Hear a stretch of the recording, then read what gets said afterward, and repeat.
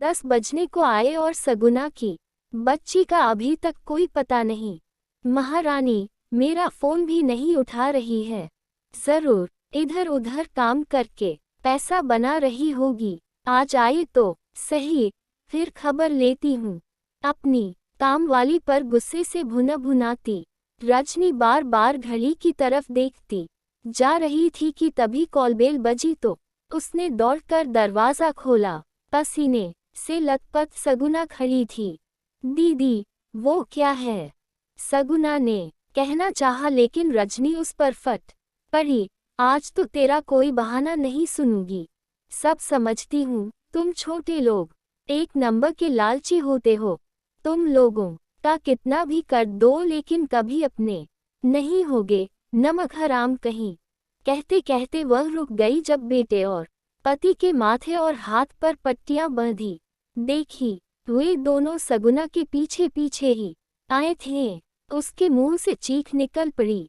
अरे ये सब कैसे हुआ? आप तो स्कूल जा रहे थे। अरे सगुना तू खड़ी खड़ी क्या देख रही है? जा फ्रीजर से बर्फ निकाल कर ला और सुन, गीजर से गर्म पानी भी ले आना। कितना खून बह गया है। कहकर वह बेटे को गोद में बिठाकर हाथ पर लगे रक्त को पोंछते हुए पूछने लगी कि ये सब कैसे हुआ। रजनी के पति ने बताया कि हम घर से निकले ही थे कि स्कूटी का पिछला पहिया पंचर हो गया। स्कूटी को मैकेनिक के हवाले करके हम ऑटो का इंतजार कर रहे थे कि तेजी से आई एक बाइक हमें टक्कर मारती निकल गई।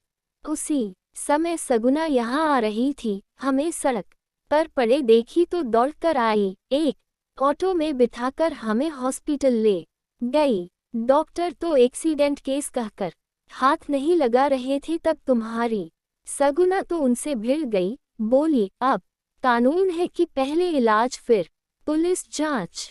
सच कहता हूँ रजनी, उस वक्त सगुना न होती तो जाने क्या। इतने में सगुना बर्फ की थैली लेकर आ गई और उसे देती हुई बोली, दीदी लीजिए बर्फ।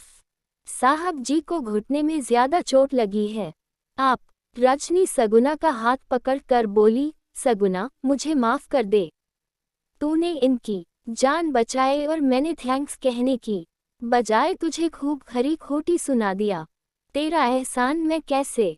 कहते हुए वह रो पड़ी। सगुना उसके आंसुओं को पोंछते हुए बोली, नहीं दीदी, एहसान कैसा?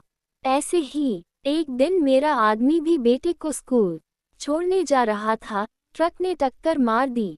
किसी ने मदद नहीं की दीदी, बहुत खून बह गया और मेरे जाते जाते तो दीदी सब खत्म। आपके मुन्ने में ही हम अपने बबलू को देख लेते हैं। अब बूढ़े सास ससुर के खातिर काम करने निकली तो रिश्तेदारों से लेकर मोहल्ले वालों ने क्या कुछ नहीं सुनाया। दीदी आपने तो हमें बहुत प्यार दिया है, फिर आपकी बातों का क्या? कहते हुए वह भावुक हो गई। मुस्कुराते हुए वह रजनी के बेटे को पुचकारने लगी, अभी भी दर्द हो रहा है मेरे मुन्ने को। रजनी उसे अपलक देखती रह गई। ये छोटे लोग बड़ा काम करके भी जताते नहीं और हम बड़े लोग।